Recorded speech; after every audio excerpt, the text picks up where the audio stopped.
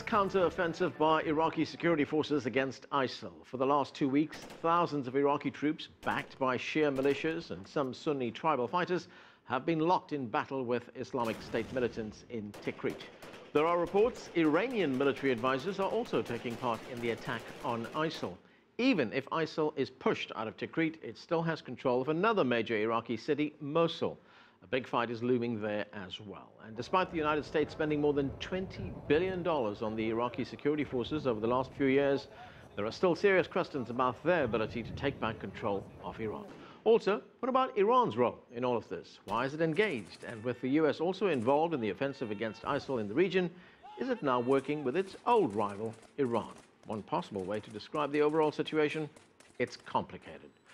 To start sorting through all of this, I'm joined now by Samir Soumadei. He is a former Iraqi ambassador to the United States, and he previously served as Iraq's representative to the United Nations. Ambassador, welcome to the show.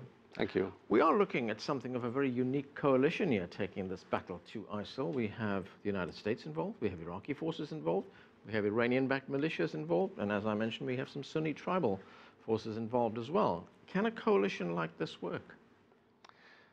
Well, if you consider the enemy, you understand it. ISIL or Daesh or whatever you call it is a unique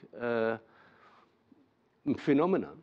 It is very vicious, it's anachronistic, it is violent, and it's hated by the local populations at large. So given that, they have now control over large areas of Iraq. It's a matter of all hands to the pumps. So a lot of people have come together because it is a common enemy.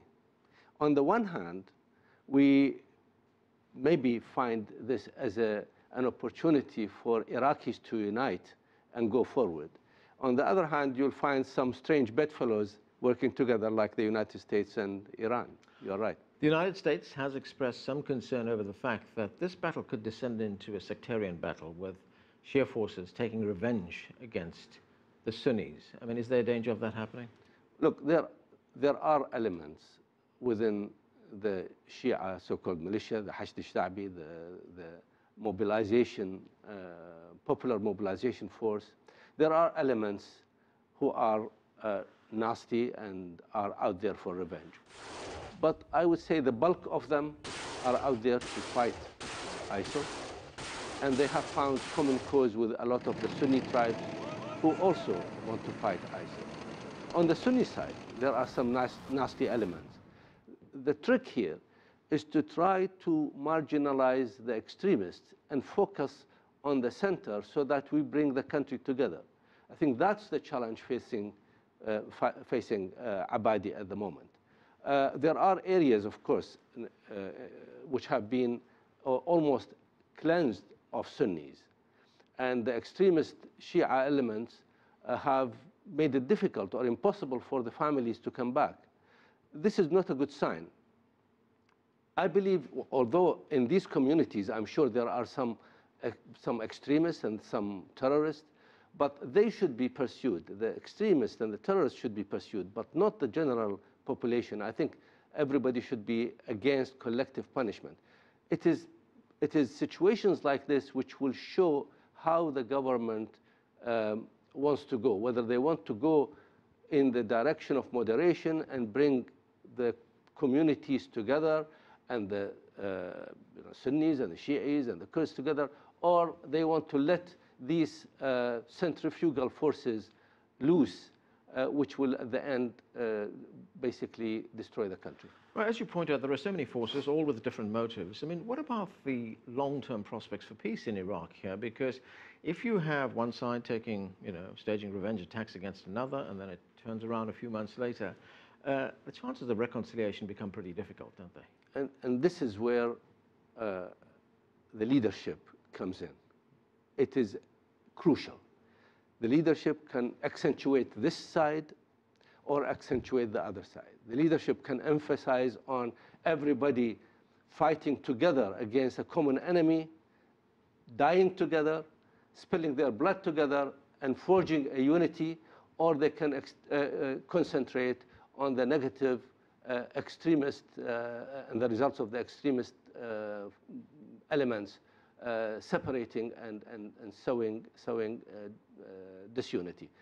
The leadership is the key, and I hope and pray that Mr. Abadi will find the strength to move in the right direction. I know his instincts is the right instinct, but he is limited, and the forces at his disposal are limited. In particular, the security forces, the Iraqi security forces, are still very weak, and they are playing second fiddle to... Why is that? What has gone wrong with the Iraqi security forces? As we mentioned at the outset, $20 billion spent by the United States training and equipping these forces, yet they seem incapable of doing the job of securing the nation.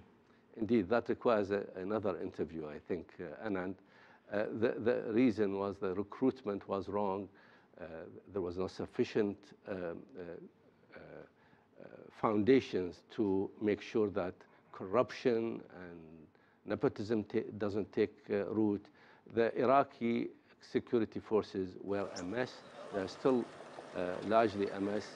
We have maybe 4 or 5 times as many generals in the Iraqi army as there are in the US army, all drawing benefits, and a lot of them are engaged in heavy corruption.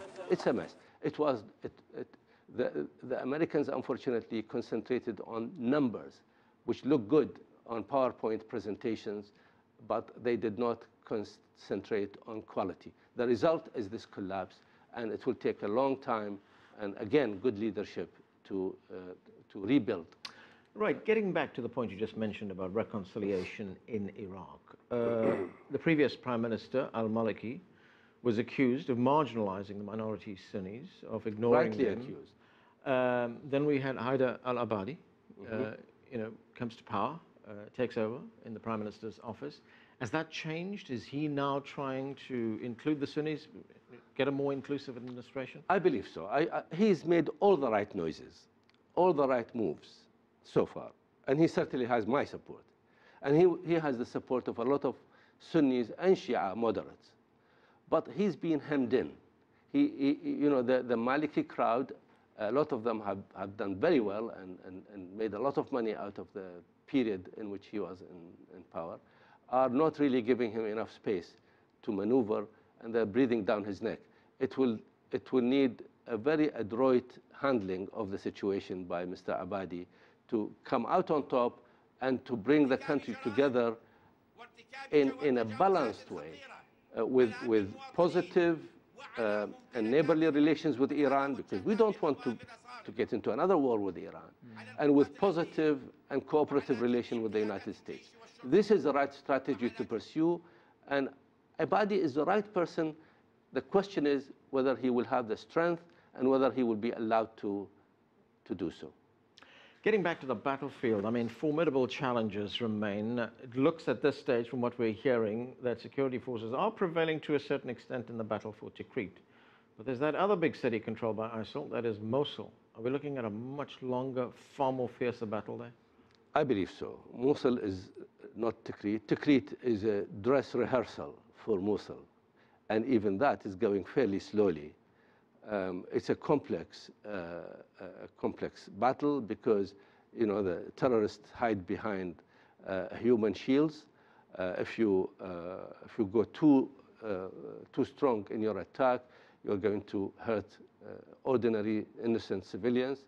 So it's a difficult situation. But I have no doubt that the battle will be won, and that Mosul will also be won.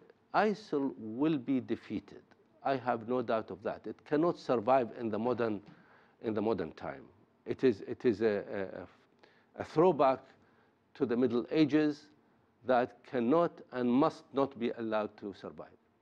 We have a little time left, Ambassador. What about the U.S. role in this? We know there are voices here in the U.S. clamoring for greater U.S. involvement, boots on the ground, as we're hearing.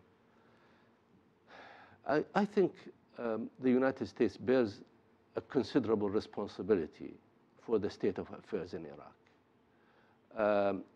Making a token contribution at this stage is not sufficient. I believe the United States should be more heavily involved, more positively involved.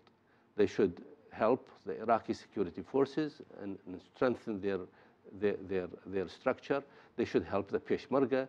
They should help the tribal leaders.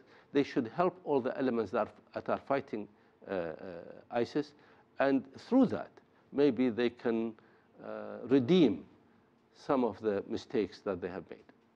Ambassador, thank you very much for joining us. Thank you. And